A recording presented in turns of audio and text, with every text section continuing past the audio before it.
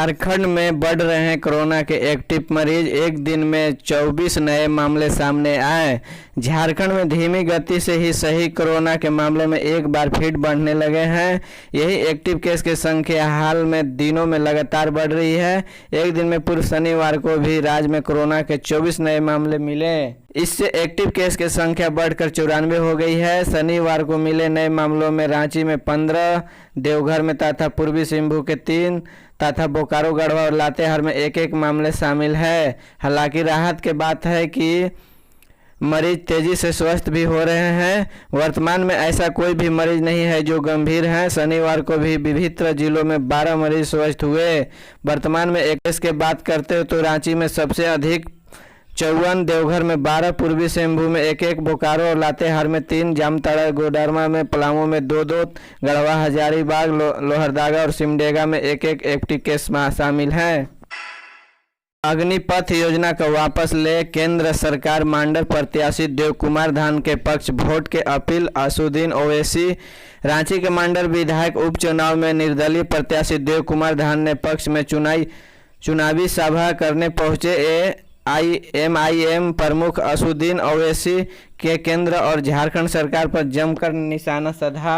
क्षेत्र की जनता के प्रत्याशी देव कुमार धान ने पक्ष में वोट करने की अपील की बात बता दें कि प्रत्याशी देव कुमार धान पूर्व में भाजपा नेता थे, लेकिन इस उपचुनाव में भाजपा की ओर से टिकट नहीं देने के निर्दलीय चुनाव मैदान में उतरे। वही श्री धान के कुछ दिन पूर्व का दामन थामा था। झारखंड के इन कर्मचारियों के लिए जल्द शुरू होने वाली है पेंशन योजना। जाने क्या मिलेगी सुविधा। झारखंड के प्रदूषण नियंत्रण बोर्ड ने अपने कर्मचारियों के लिए पेंशन योजना लागू करने का फैसला लिया है। इसके लिए बोर्ड खर्च का आकलन और तौर तरीके से विचार कर रहा है। इसके लिए एजेंसी रखने का फैसला लिया गया है, जिसे लेकर एक्सप्रेशन ऑफ इंटरेस्ट निकाल दिया गया है। बोर्ड में पेंशन व्यवस्था के स्वरूप पर भी चर्चा होगी। इसके लिए रिटायर और कार्यरत कर्मियों के उसके परिवार का पूरा विवरण तैयार करने का प्रस्ताव है। इसमें कर्मियों और उसके परिजनों के नाम, जन्म तिथि, सेवा में योगदान करने के तिथि, बेसिक्स पे आदि की जानकारी भी ली जाएगी। बोर्ड ने तय किया है कि रिटायर के बाद पेंशन प्राप्त करने का इच्छुक कर्मियों का बेसिक का 50% 1,000 रुपये मेडिकल अलाउंस के रूप में दिया जाएगा। रिटायर हो चुके कर्मियों का आश्रित का पेंशन तय करके इसे संस्था का वेबसाइट पर डाला दिया जाएगा। झारखंड के 15,000 कृषक मित्र हड़ताल पर गए। हेमंत सोरेन ने मानदेय लागू करने का मांग। झारखंड के कृषक मित्र मानदेय के मांग को लेकर हड़ताल पर चले गए हैं। कृषक मित्र एसोसिएशन में प्रदेश अध्यक्ष शशि कुमार भगत ने कहा कि जब तक सरकार हमारी मानदेय के मांग को पूरा नहीं करती है, तब तक कृषक मित्र केसीसी समेत सभी कृषि कार्यों का दूरी बनाएंगे। शशि कुमार भगत ने कहा कि मुख्यमंत्री हेमंत सोरेन ने कहा था कि पारा शिक्षकों के बाद कृषक मित्रों की बारी है, लेकिन अब तक ऐसा होता है दिख नहीं रहा है कि जब तक राज्य सरकार हम कृषक मित्रों को मानदेय लागू नहीं करती है। राज्य के लगभग 15,000 कृषक मित्र हड़ताल पर रहेंगे। उन्होंने कहा कि कृषक मित्र केवल आत्मा कृषि विभाग के अलावा सहकारिता विभाग, पशुपालन विभाग, भूमि संरक्षण, मनरेगा, चुनाव कार्य, प्रधानमंत्री फसल बीमा योजना सहित अनेकों विभाग कार्य कराए जा रहे हैं। हेमंत सरकार को झारखंड में जाति आधारित जनगणना कराना होगा।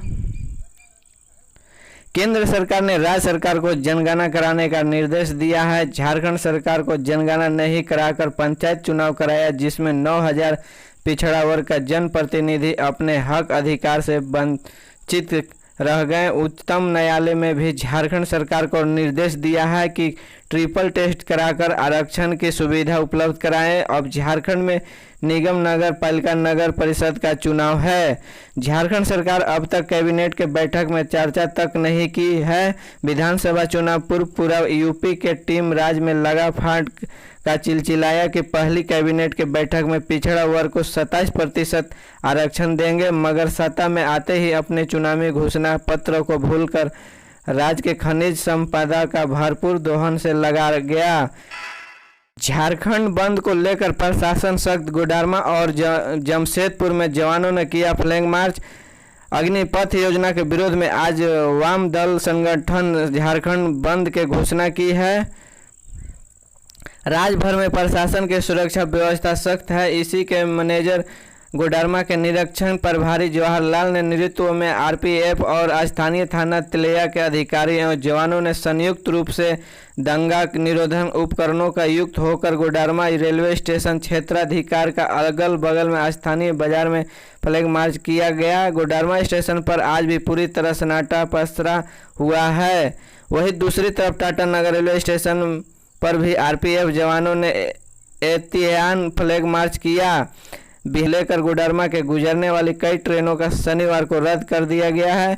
इसमें कोलकाता जम्मूवती एक्सप्रेस, रांची पटना जनशताब्दी, डेहरी ऑनसन धनबाद एक्सप्रेस दी गई है।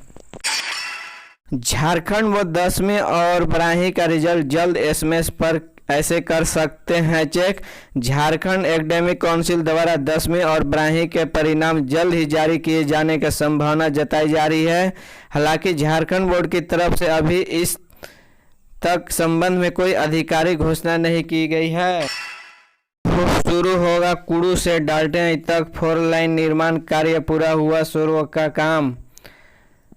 NH 75 पर कुड़ू से डाल्टन तक 4 लाइन निर्माण कार्य जल्द शुरू हो जाएगा, जिसके लिए भूमि अधिग्रहण की प्रक्रिया शुरू हो गई है। 4 लाइन निर्माण के लिए NH 75 को 5 भागों में विभक्त किया गया है। कहा रोजगार के नाम पर छल कर रही है केंद्र सरकार, योजना वापस ले। धनबाद के पूर्व सांसद चंद्रशेखर दुबे उर्फ ददई दुबे ने कहा कि केंद्र सरकार के अग्निपथ योजना छात्रों पर मोदी सरकार का थोपा हुआ काला कानून है।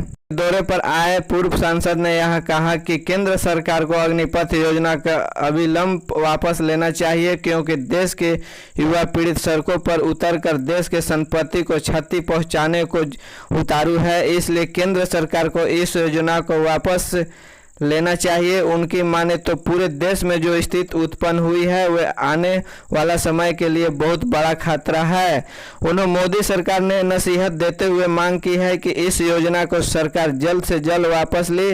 वहीं श्री दुबे कांग्रेस ने रुख के स्पष्ट करते हुए कहा कि कांग्रेस वैसे युवा या छात्रों के साथ खड़ा नहीं है जो अपने ही देश के संपत्ति का नाश कर रहे हैं, लेकिन वह मानते हैं युवाओं के साथ केंद्र सरकार रोजगार के नाम पर छल कर रही है।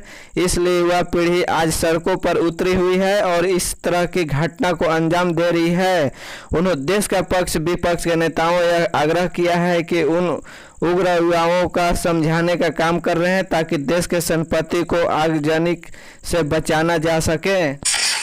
यात्रियों ने भारी बस पलटी, 2 दर्जनों से अधिक यात्री घायल। इस घटना में 2 दर्जन से अधिक यात्री गंभीर रूप से घायल हो गए हैं। सभी घायलों के इलाज के लिए सदर अस्पताल लाया गया है, जहां गंभीर रूप से घायल लोगों को बेहतर इलाज के लिए धनबाद और रांची रेफर किया जा रहा है। घटना के बताए इलाका के अफसरा तरफी का माहौल उत्पन्न हो गया है। बताया गया कि सतगावा का बसोडीह से गिरिडीह अनियंत्रित होकर पलट गए।